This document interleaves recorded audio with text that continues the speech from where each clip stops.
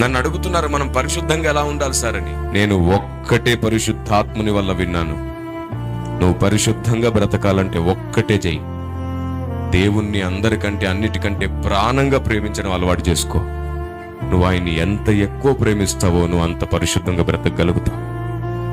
ఎందుకంటే నువ్వు ఆయన్నే ఎక్కువ ప్రేమిస్తే ఆయనకు నచ్చంది ఏది నువ్వు చేయలేవు. మనం ఎవరినైనా ఎక్కువ ప్రేమిస్తే మన వల్ల వాళ్ళు బాధపడితే మనం చాలా బాధపడతాం, చూసారు? అది నిజమైన ప్రేమ. వాళ్ళని బాధ పెట్టకుండా ఉండడానికైనా సరే మనం మన ఇష్టాలు పక్కన పెట్టుకుంటాం.